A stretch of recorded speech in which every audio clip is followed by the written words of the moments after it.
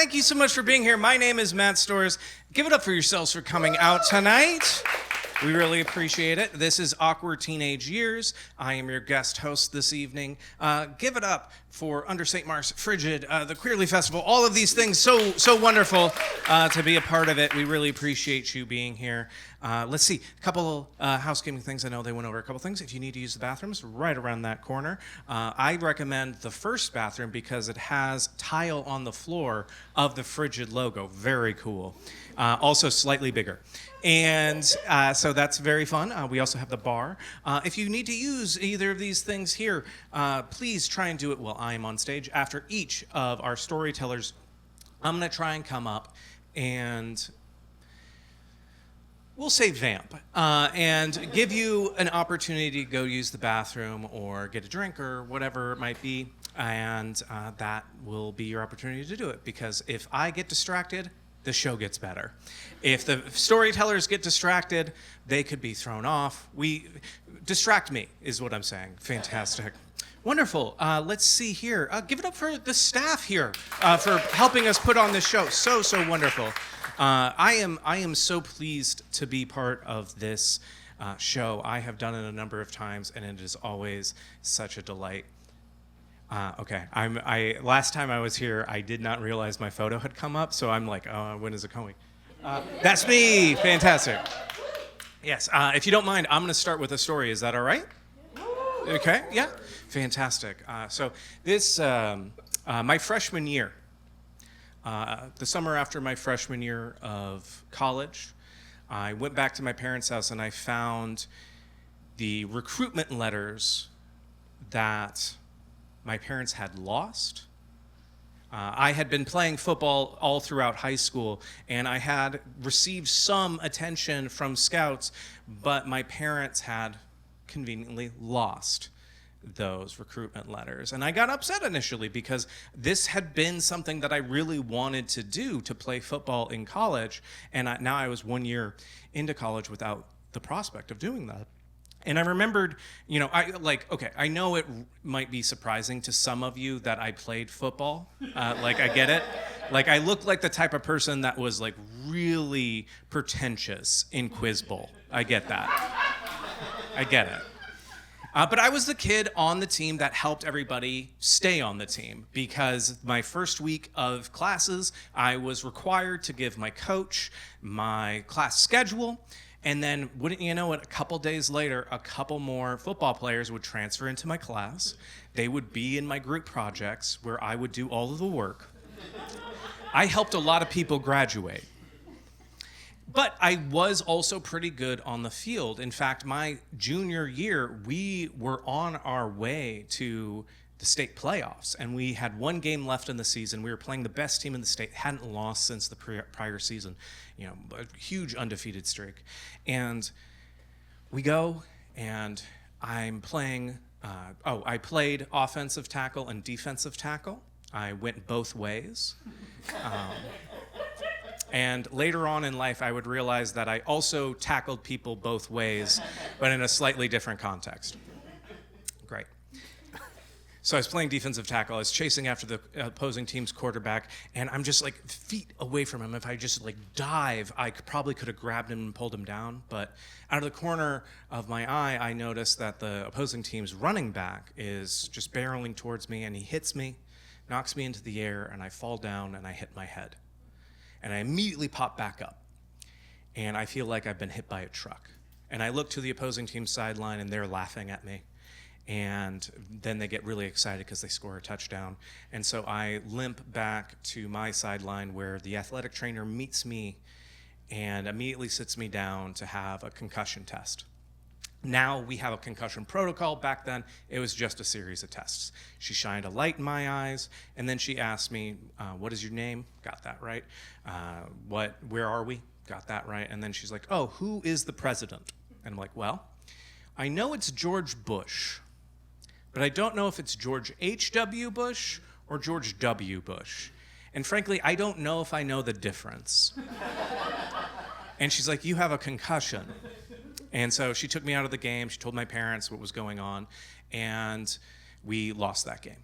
But good news, we made the playoffs. my opportunity to be seen by scouts was still going to happen. Only thing was, we were playing the same team again the next week. We were going to get destroyed.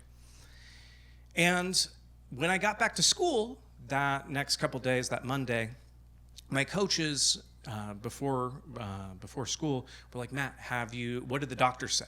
And I wanted to be truthful, so I said, well, they didn't say anything. And that's because my parents, even though they were told to take me to the doctor, did not take me to the doctor.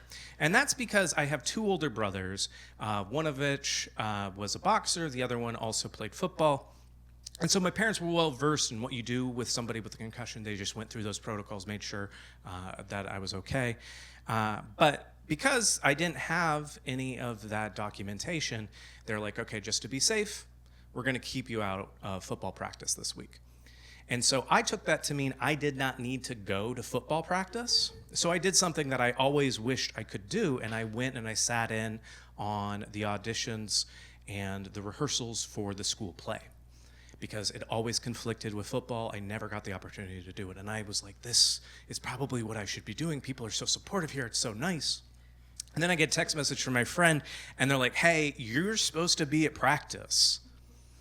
So I rush to practice, and I watch, and then at the end of the day, I get picked up by one of my brothers, and we go to the gas station across the street from campus, and I see one of the more serious kids on the team, and I'm like, oh, I should take an opportunity to talk to him and repair this relationship and make sure he likes me.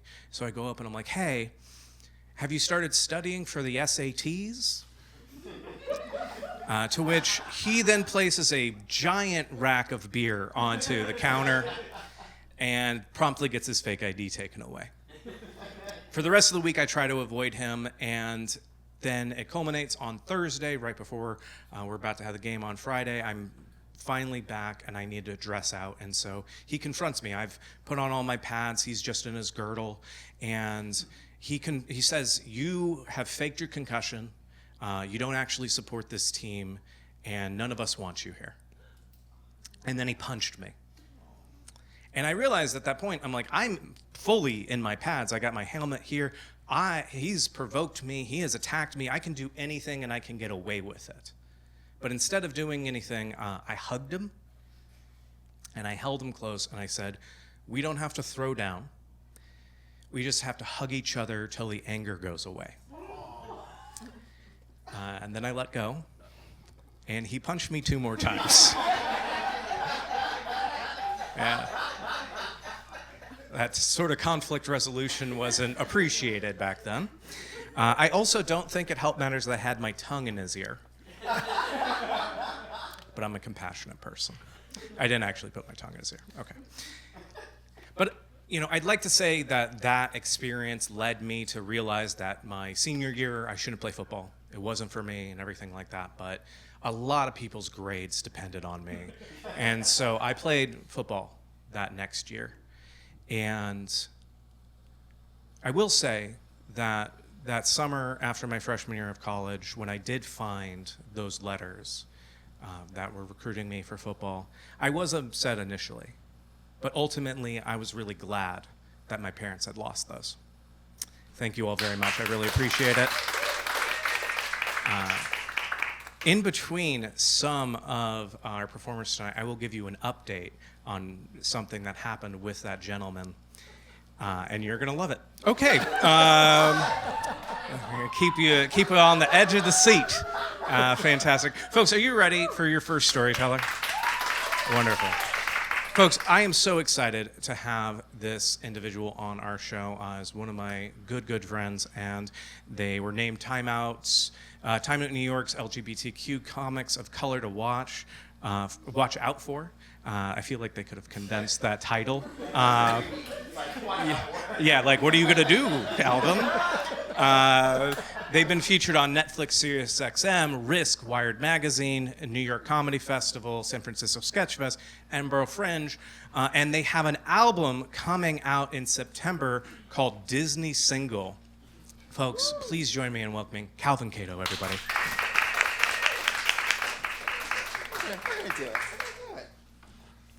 Hello, everyone. So for this story, we're going to go back in time. We're going to go all the way to the 20th century. Ooh. So we're talking, so it's 1998, and it's New York City. And one thing that you need to know about me is that I was very, very, very unpopular in junior high school. I had almost no friends. I loved video games, and I loved Magic the Gathering, and I loved Marvel Comics, which is like virginity trifecta. Like, there was no, the pants were never coming off, you know what I mean? Like, even touching myself, I was like, ooh, loser, you know what I mean? It was pretty bad. So when I graduated, I took a test, and I got into this high school called Stuyvesant High School, and I was the only kid from my junior high who was going to this school. And so I was very obsessed with, like, high school movies, high school dramas, and I was like, this is gonna be the time I'm gonna reinvent myself. I'm gonna like shed this loser status, and I'm gonna have friends and be popular, and everything's gonna work out. And so again, it's 1998, September, and I get to Stuyvesant, and it is a massive school. It is much bigger than I thought, and much bigger than where my junior high school was. I was one of 700 kids, and the building was a 10-story building, which it's like essentially like I was like, this is both of my apartment buildings combined. And also the school was very, very, very white at the time. There's a large Asian population as well, specifically East and South Asian, but the school was very white, and most of those white kids were pretty rich. And I lived like in East Flatbush in Brooklyn at the time, which is not like the frou-frou like Connecticut muffin shit you see now. It was some real shit, you know what I mean? Like sometimes you'd have to like be like, oh, I'm gonna dodge the blood puddle. And like now I'm at a school with these like super rich white kids. And I'm trying to adjust. I'm trying to figure out like what to do, how to make friends, how to get along. And I knew better than to mention any of my previous interests. And so the one thing that I always knew was safe to talk about was television. And at the time, I liked good television. Again, this was like 1998 TV. So we're talking like, you know, I was like, oh, I love Buffy. And like everyone loves Buffy. Like that's an easy in. Or it was like, you know, Felicity. And it was like the battle between like short hair or long hair. Like that was a whole thing. And like with opinions like that, it made it easier for me to like make some acquaintances. But I didn't really have friends until I finally met the other Black and Latino kids who were there. And at my junior high school, it was like pretty mixed, but like I didn't get along with the white kids or the black kids because the black kids thought I wasn't black enough. The white kids thought blah, blah, blah, thought racism. But we know what we're talking about, girls. So like, but it was cool to be like, oh, like there were also other people who were kind of like misfits as well. So we had our like cluster, and then we made like friends with like some of the white kids who were pretty nice. And there was this one white lady, her name was Maria, and she invited me to her house. She said, I'm going to have a party. And I was like, oh my God, I got an invite to a high school party. This is so exciting. And she's like, you know, it's going to be cool. There's going to be music. There's going to be some alcohol there. And I didn't drink. I was very like, you know, I believed in all the dare and the drugs are bad shit. And I thought alcohol would cause me to crash into a tree. You know, like you see a lot of after school specials, and like I saw the egg getting smashed. Jennifer, you know what I mean? Like she taught us well. But either way, I was like, okay, you know what? I'm going to like have a drink. We're going to go there. We're going to have fun. And so I get to her place, and she lives in a 5-story townhouse on the Upper West Side. And again, I was like, you can own more than one floor? This is insane. But she did. And I walk in, and I'm like, oh, these are all the rooms. I was like, you know, I go in, and there's like a full living room. There's a separate kitchen. There's a parlor room. There's like an apiary room. I was like, is this Clue? What the fuck? Like, where the candlestick? Like, this was crazy. So I get to the first floor, and she's like, oh, and here are the other floors. And like, she had a floor. She had 2 siblings. So she had her own floor. Her younger sister had her own floor, and her younger brother his own floor. And then the parents' room was at the top. And she like walked me up to like, you know, to see the sister's floor, the brother's floor. And then she was like, okay, you know what, let's just go back downstairs. And so I get back downstairs, and she's like, oh, and here's a beer. And she gives me a Corona. And I'm like, okay, I know how to do this. You know, like, again, I've seen movies. Like, I know how to do this. So I have a sip, and more and more people start arriving. And I'm feeling a little bit relaxed. I feel a little bit better. And then I finished beer number 1, and I'm like, okay, I feel like I'm making more friends here, and like I'm, fitting in with these white kids. And then like my like, POC crew show up. So like we were all like kind of having fun and mingling together. And then I have a second beer, and the second beer makes me feel like a bit looser. I feel like pretty loosey-goosey and nice. And then like the white kids, because they were impressed by my opinions on Buffy and Dawson's Creek and whatnot, and I hated Everwood, and they did too. And so like because of that, they were like, oh, we're gonna tell you some gossip. Did you know who's hooking up with who? And I was like, oh my God, I'm learning high school gossip. It's all coming together. Like I felt like Lisa Turtle, but like as a man. You know what I mean? It was cute. So then I get to beer number 3, and that's where things kind of start going downhill. And so I'm sitting with a friend. We're sitting on a piano bench together, and we're talking, and I'm talking, and I'm talking, and I'm talking, and I'm talking, and I'm realizing I'm talking a lot. And then I say that out loud. I was like, I'm talking a lot, aren't I? And the friend goes, yeah, you are. And I was like, oh, okay, cool. And then bam. And I like hit the piano, and it goes clong. And I was like, oh, that was just a mistake. I think I just like, lost my balance. And then I just fall off the piano bench onto the floor.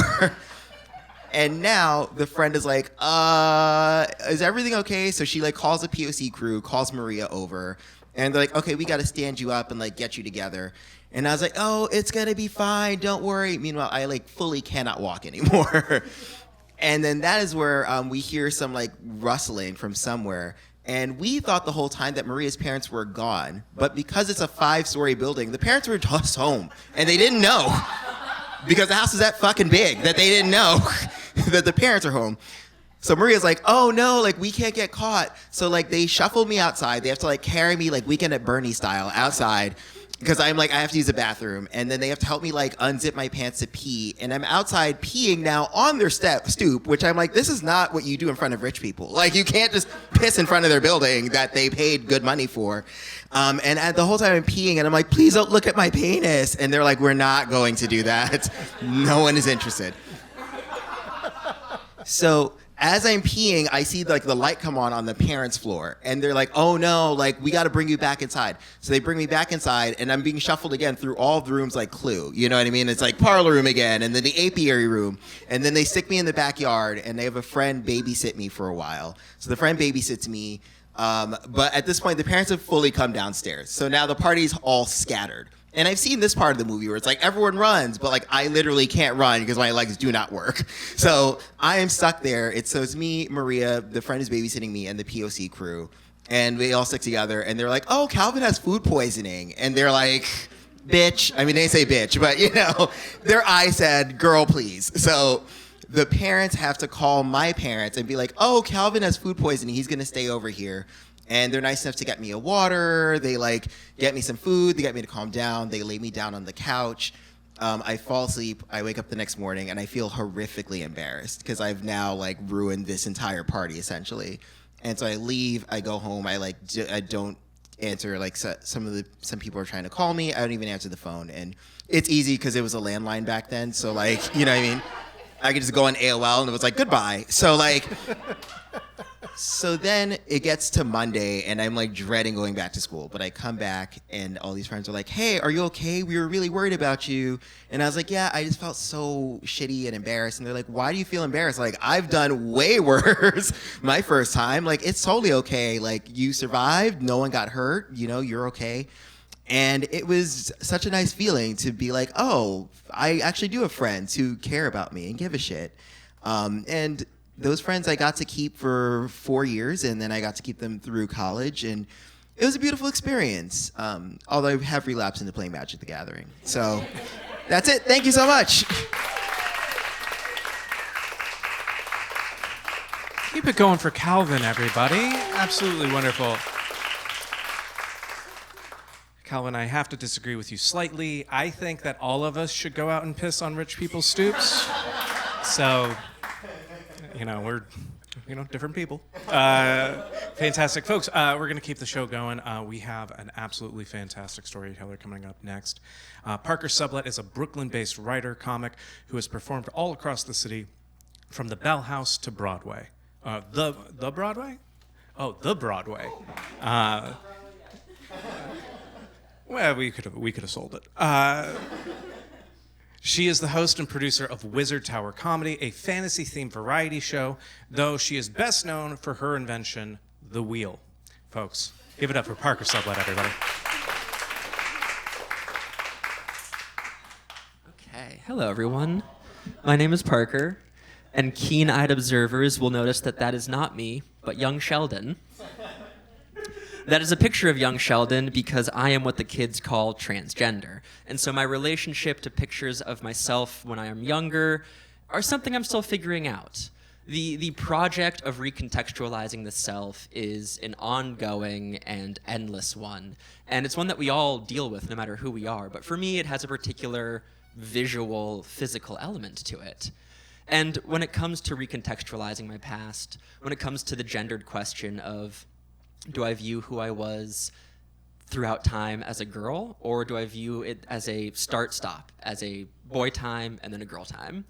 And it's one I'm honestly still battling with. But when I think about it, I have a hard time defining it myself because the self is a very hard thing in a vacuum. So I look to the guiding star that is my friends. From high school, I have a lot of close friends who I'm very lucky to still call such. Amongst them are Michael, Laszlo, Eric, Matthew, Matt, Jonathan, John, and JJ, which is short for Jonathan James. Now, if you can't tell, that's a lot of white boys. And I'm very lucky to still call them friends because throughout my transition, they have been nothing but supportive. It's this strange group of 9 people, 8 of whom are cis straight men, 1 of whom is me. So imagine the group pictures. 8 puffer vests than whatever I'm rocking.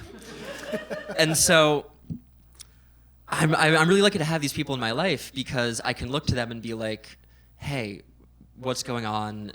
Do I come across as a girl to you? And they say, yes, we see you as a girl now, but they always welcome me still as one of the boys.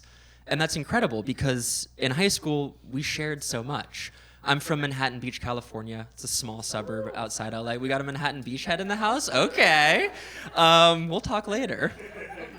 But there wasn't like a lot to do. You know, it's a pretty sleepy suburb. And so we got up to stuff together. They're the first people I played Dungeons and Dragons with, the game that would lead me to becoming a writer, to moving to New York, to doing things like this.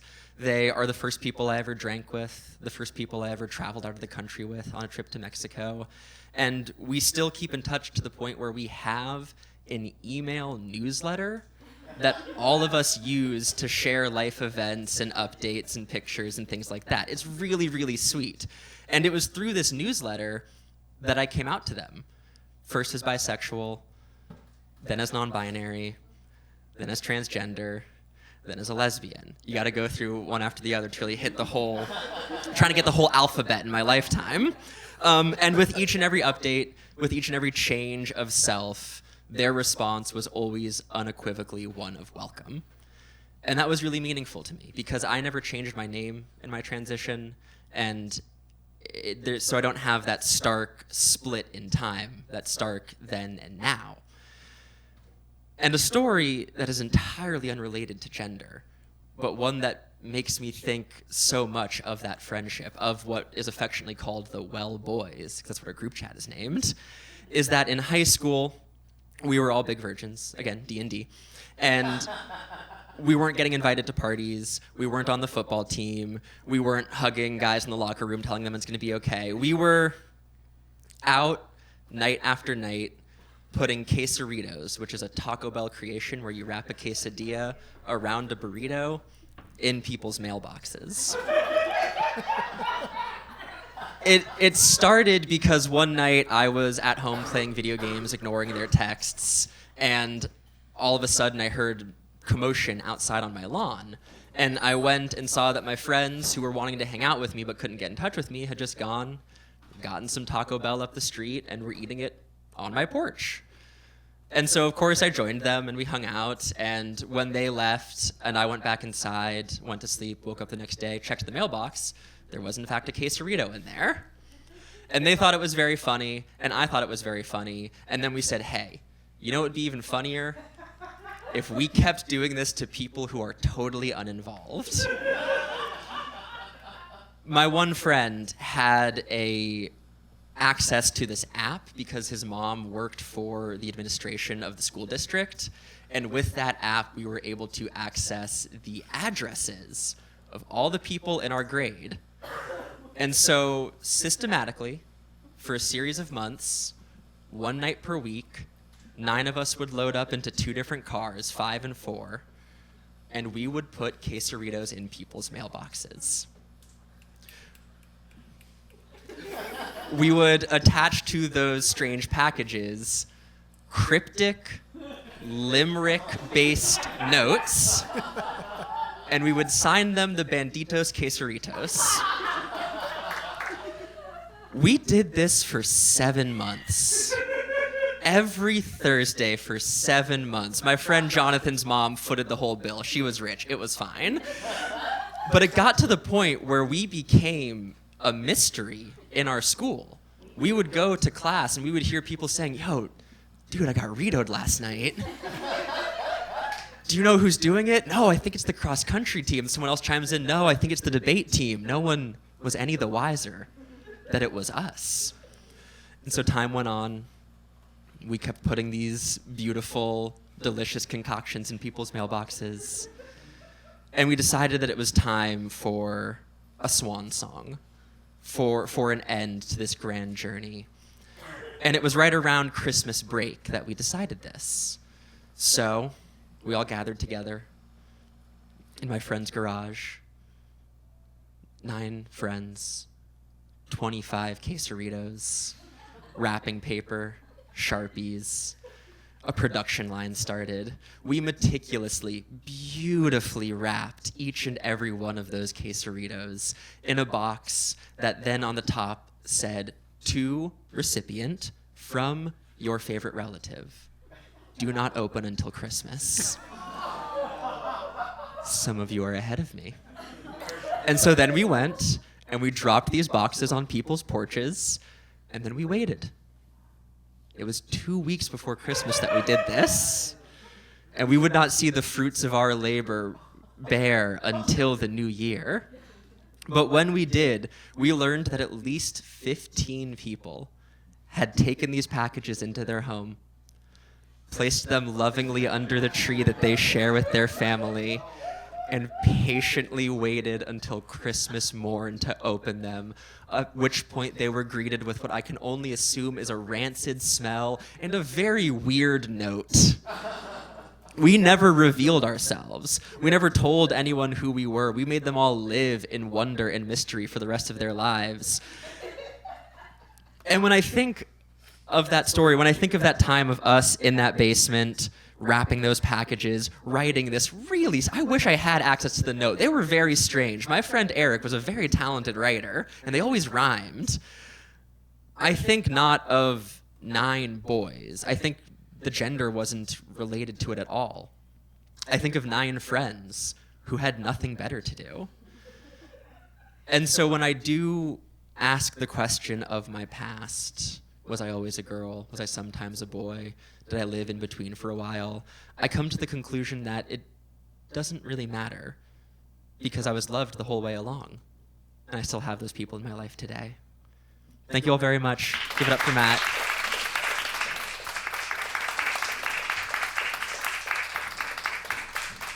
Absolutely wonderful. Thank you for sharing, Parker. I'm sorry for the Disney villain laugh, but when I get surprised by things, it just comes out of me.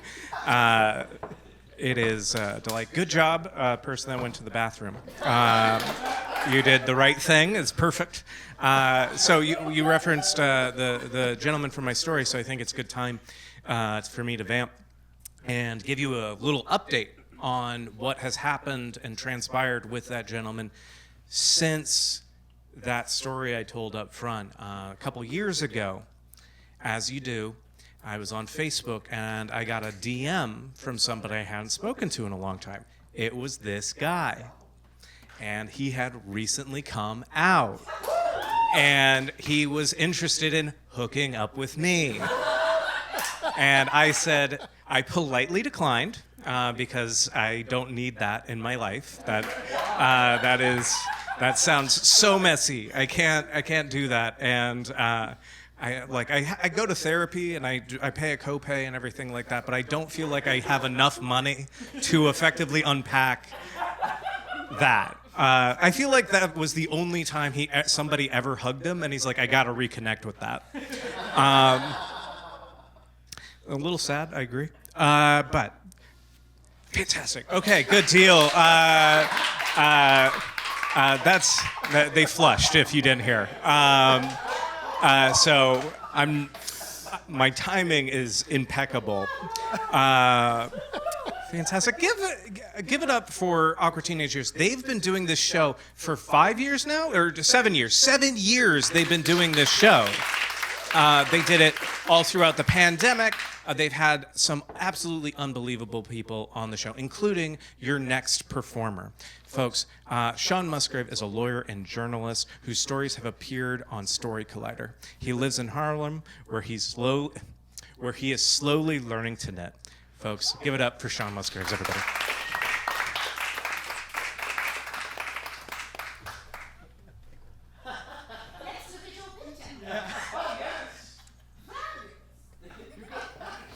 Go ahead.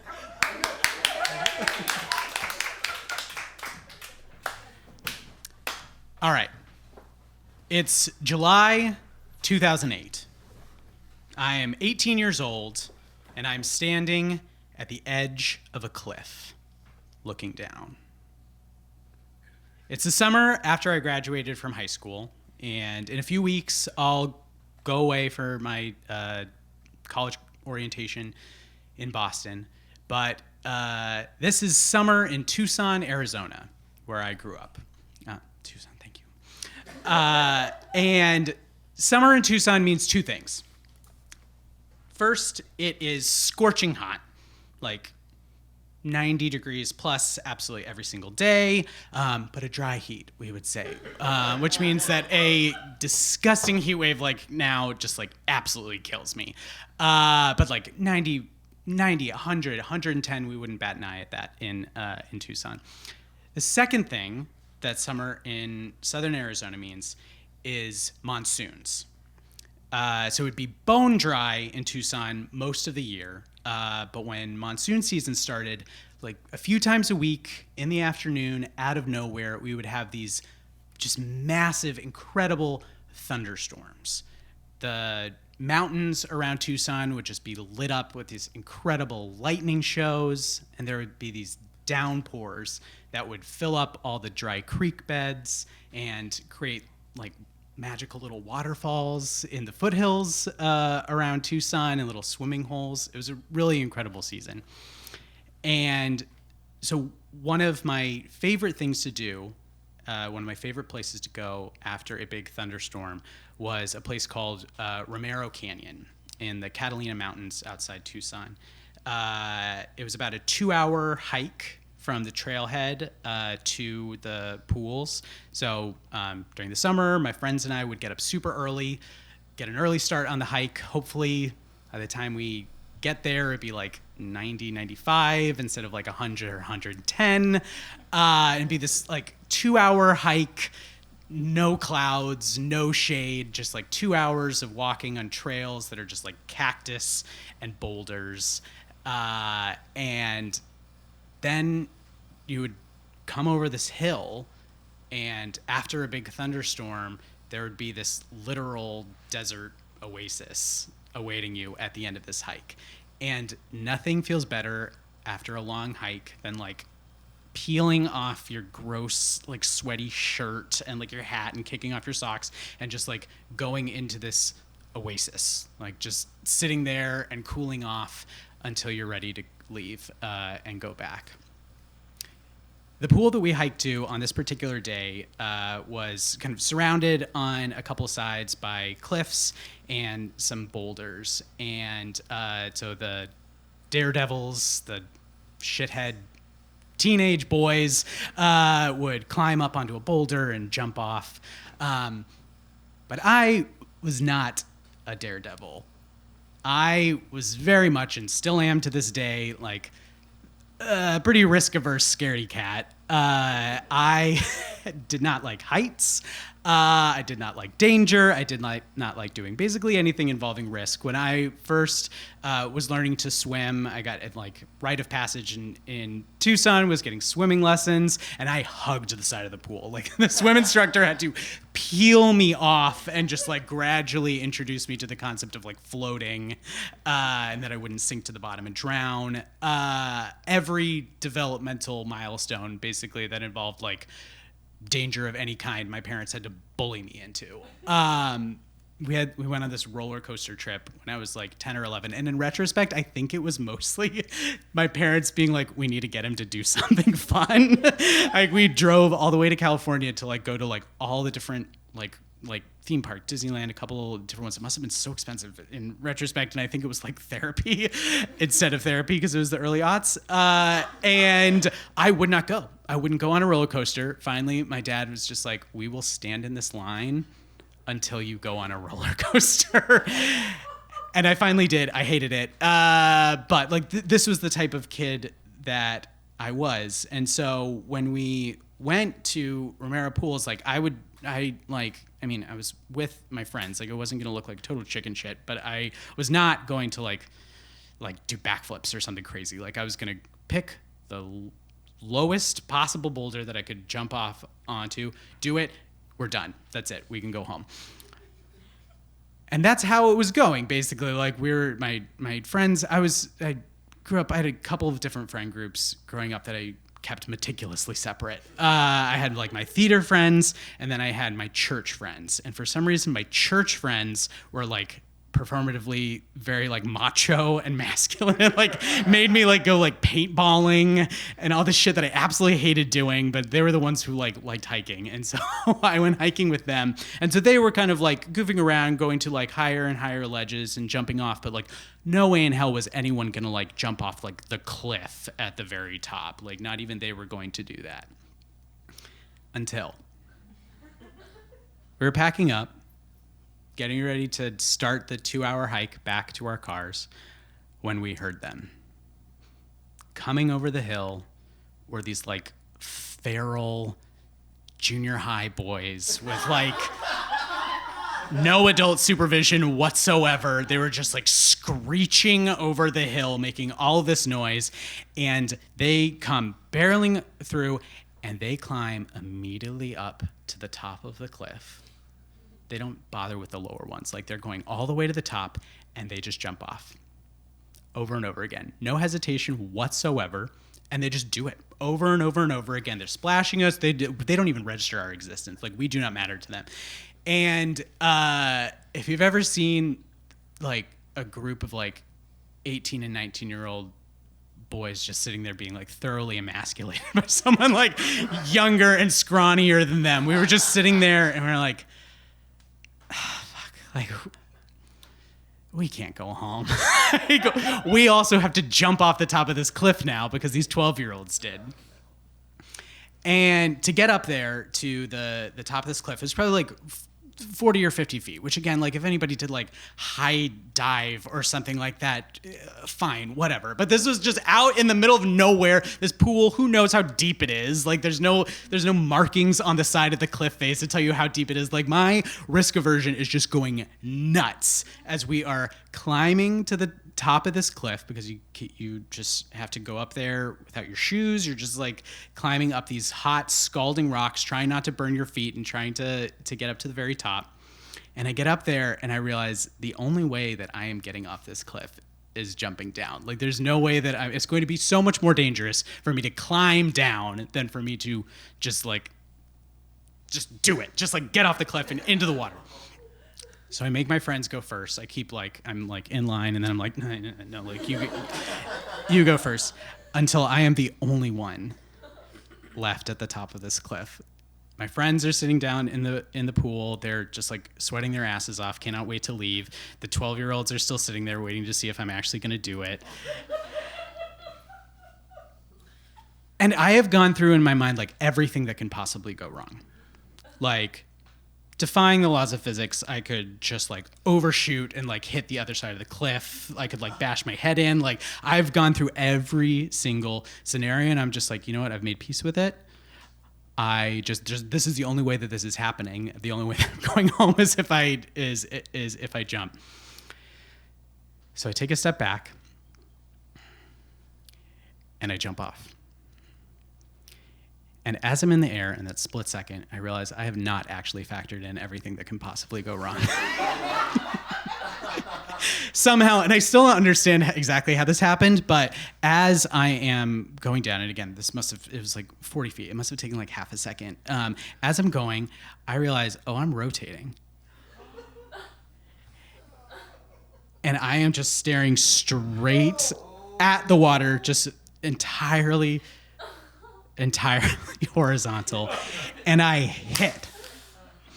And I can hear the crack from underneath the water as I hit. And it just feels like somebody has just like smacked me with like 10,000 hands. And I like hear from underwater everyone like, oh. This audible like, of sympathy pain. And I get up above the water and my ears are like ringing. Everyone is just looking at me like waiting to see what I'm gonna say. I say absolutely nothing. The 12-year-olds, I'm sure, were just like laughing their asses off at me and then like ran away. And to this day, 18 years later, whenever I'm feeling bullied or peer pressured in any way, I think back to that moment and I think of two things. I think of just like the visceral crack as I hit the water and what lessons I can take from it. And then I also think of my mom's face a couple hours later when my friends took me into the ER and I had to tell her that I gave myself a concussion from a belly flop. Thanks.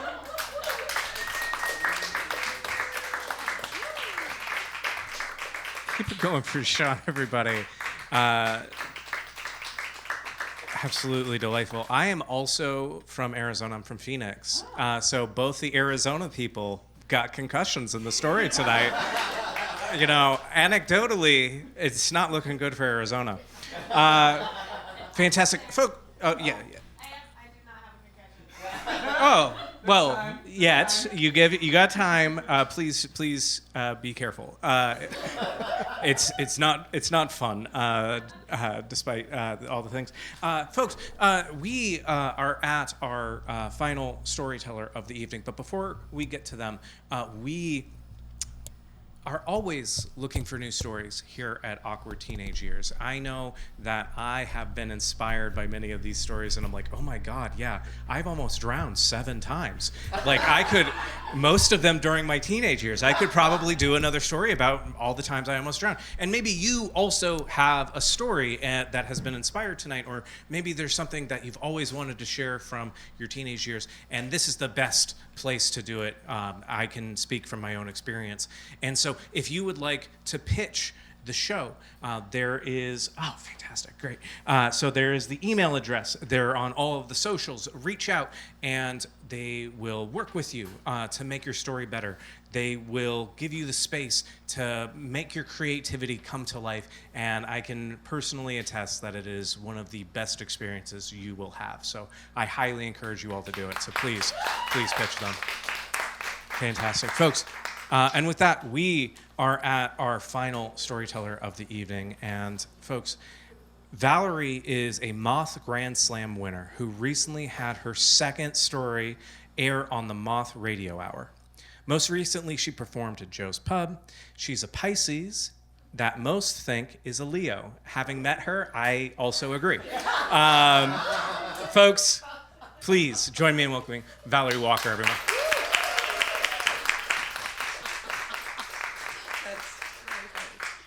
And it's very true, which is why I stay in therapy. No disrespect to Leos. So I am the youngest child of 4 children born to a single mother. And by the time I came along, she had parenting down to a science. There were no bad movement. She had everything lined up. And as a kid, she was my favorite playmate. She would get down on my level, and Her creativity knew no bounds. She was the type of parent that each one of her kids secretly believed that they were her favorite. And I just, as a kid, just wanted more time with her. I loved her so much, and I wanted her to be as proud that I was her daughter as I was that she was my mom. But in my family, the squeaky wheel, or kid, gets the most attention. And when my mother would come home after work already tired and then go straight into the kitchen and cook us a meal, I couldn't think of adding more to her burden. Besides, I couldn't compete with my siblings. My brother was in and out of detention as a child and did a bid in prison, and my two older sisters were each challenging in their own way. So I went a different path. I was a good student. I got great grades. I was part of my school community. I was that kid that other parents would say, she's a joy to have around. And it didn't work. I would go with my glowing report cards to my mother, and she would smile and nod and say, good job, but I know she didn't even read the comments. She would quickly go on to the next thing in her never-ending to-do list. So I realized if I wanted to make her proud, I had to do more. So I auditioned for the school musical, Oliver. Now, I had taught myself to sing by watching old musicals like West Side Story or Oklahoma. And I learned how to sell a song by listening to my mom's music, like Dionne Warwick or Nancy Wilson. So, and I also could do a pretty spot-on impersonation of Barbra Streisand singing Secondhand Rose. So I thought, how hard, that's another show, baby. I thought, how hard could it be? So I show up for the audition, and I get my sides with the dialogue and my sheet with the lyrics, and I went and found a quiet corner to get familiar.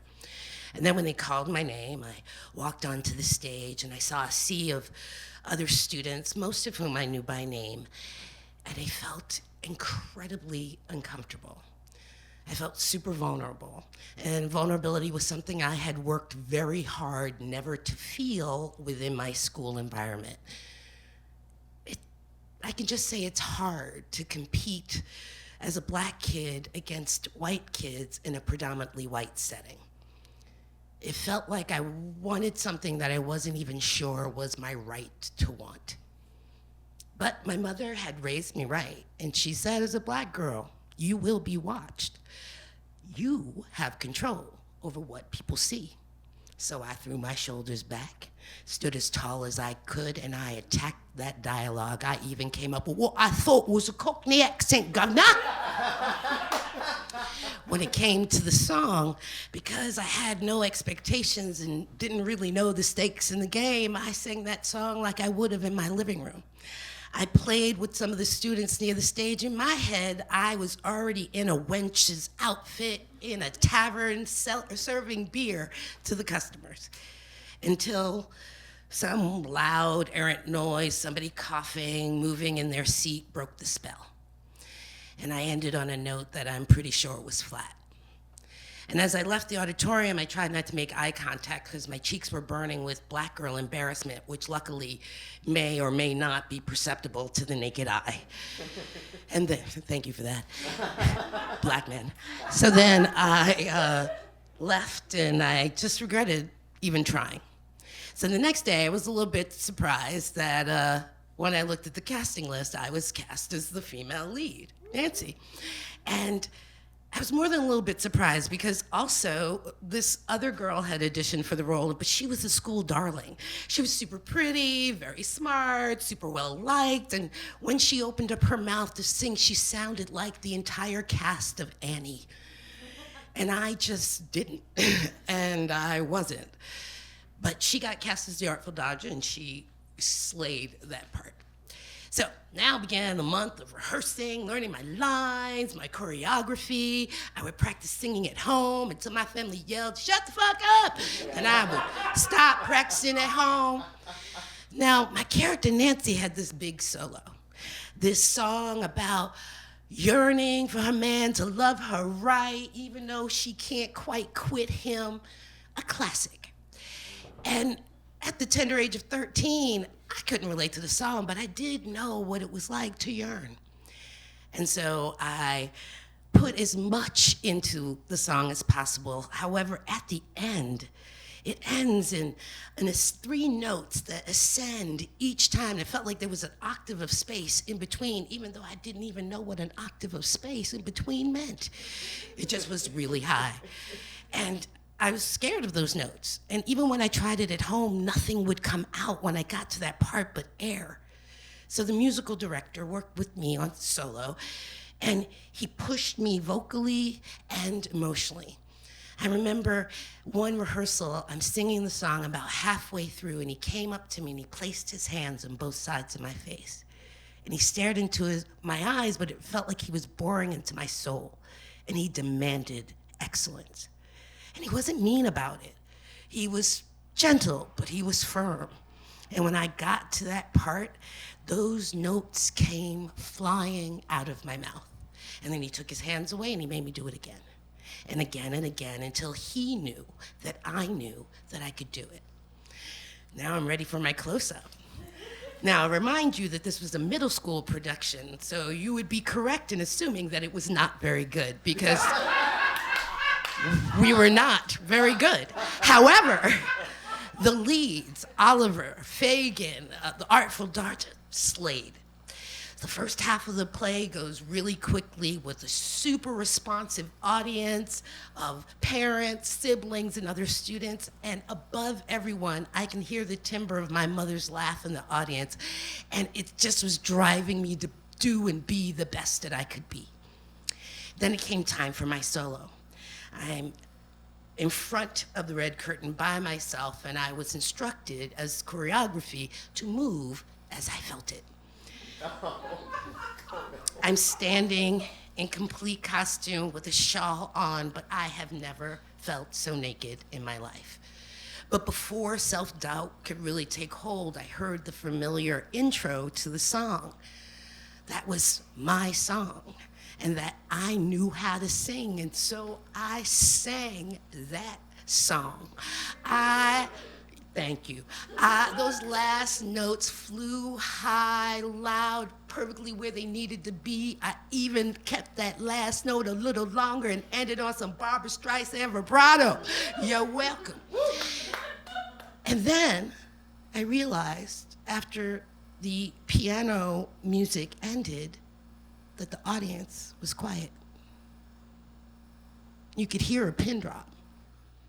So I turned around to exit the stage in the middle of the curtain as I was instructed to do, except I couldn't find the middle of the curtain, and I desperately needed to find the middle of the curtain because the still quiet audience was going to soon see that I was about to cry. Finally, somebody took pity on me from backstage, and they parted the curtain a little so I could see. And as I put my hands between them, I heard it. The sound of one lone clap in that silence. And it was so loud and it was so forceful, it pushed me the rest of the way behind the curtain. And then I heard another, and then another, and suddenly there was chaos of noise behind me as chairs were scraping and people stood up to give me a standing ovation. And above all of that noise behind me, I could hear my mother saying, "That's my baby." She was proud.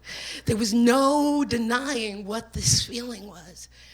And the tears that had started in my eyes, filled with insecurity and doubt, by the time they hit my cheek, only contained joy. Thank you.